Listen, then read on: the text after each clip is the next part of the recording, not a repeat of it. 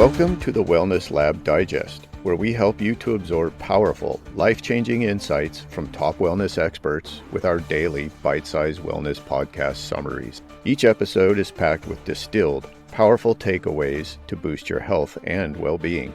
To support this podcast, please scroll down on whatever app you're listening. Ratings and reviews are helpful. Even better, just send the show to a friend. Check out our sponsors at the bottom of the page, or simply click the Support the Show link below the episode description.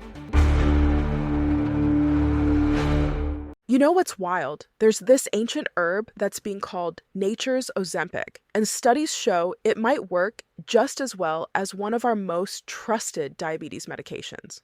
Well, that's fascinating. Are you talking about Berberine versus Metformin? I've been seeing so much buzz about this lately. That's exactly right.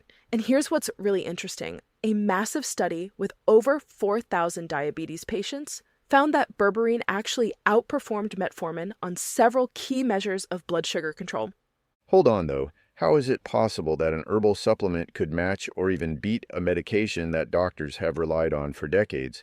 Well, it turns out they work through remarkably similar mechanisms.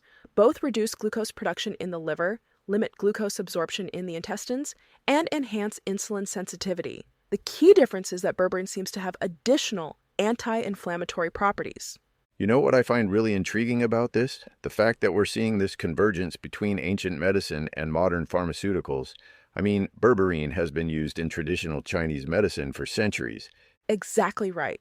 And speaking of traditional uses, Berberine was historically used for everything from wound healing to digestive issues. But here's where it gets really interesting. Modern research is showing it might have benefits that go way beyond what metformin can do. Like what specifically? Well, take cholesterol, for example. Studies show that Berberine can reduce total cholesterol and LDL cholesterol by about 18 milligrams per deciliter, which is comparable to some statin medications. It also reduced triglycerides by 13 milligrams per deciliter and actually increased good HDL cholesterol. So if we're looking at the whole metabolic health picture, it seems like Berberine might have some advantages. But what about the weight loss claims? I keep seeing it marketed as nature's Ozempic. Well, that's where we need to pump the brakes a bit.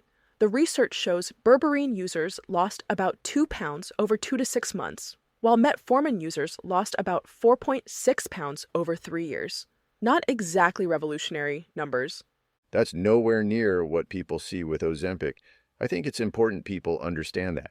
Right. And here's something else people should know. In that same study, people who made lifestyle changes like diet and exercise lost an average of 12.4 pounds, significantly more than either medication alone.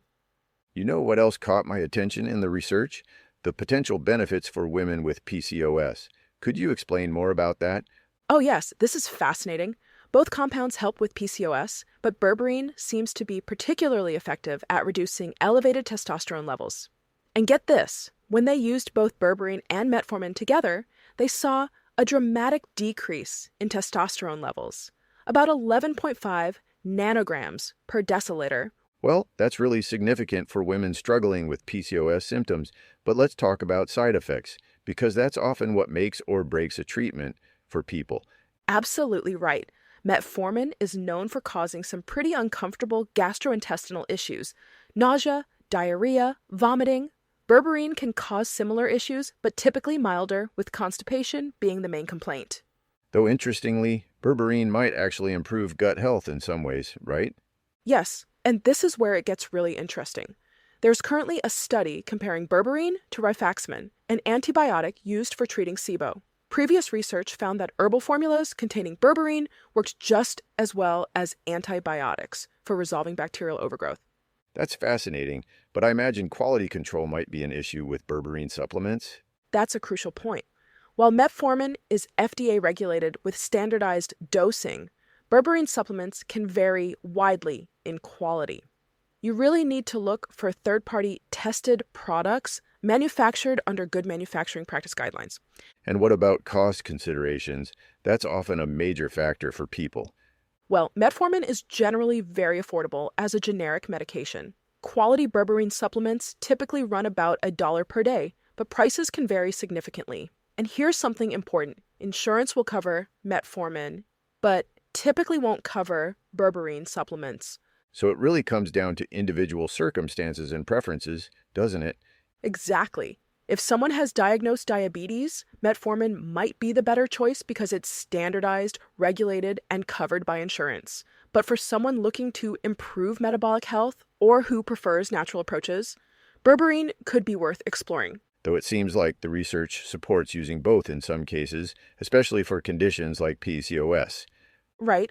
And that's really the future of medicine we're moving toward. It's not always about choosing between conventional and natural approaches. Sometimes the best results come from combining them thoughtfully. Well, this has certainly given me a new perspective on both options. Any final thoughts on what people should keep in mind? Yes, 3 key things. First, neither option is a magic bullet. They work best when combined with healthy lifestyle choices. Second, quality matters enormously with berberine supplements. And finally, these decisions should always be made in consultation with healthcare providers who understand your individual situation. And I suppose the most important takeaway is that having options is a good thing, whether it's an ancient herb, a modern medication, or a combination of both. Exactly right. The goal isn't to prove one approach superior to the other, but to understand how each tool might best serve different people with different needs. That's real progress in healthcare. Thank you for listening to the Wellness Lab Digest. If you have received value from the podcast, I have 3 asks of you. 1, share the show with your friends and send them a link to the show. 2, please leave a rating and review in whatever app you're listening. And last but not least, please let me know what topics you would like us to cover in the future.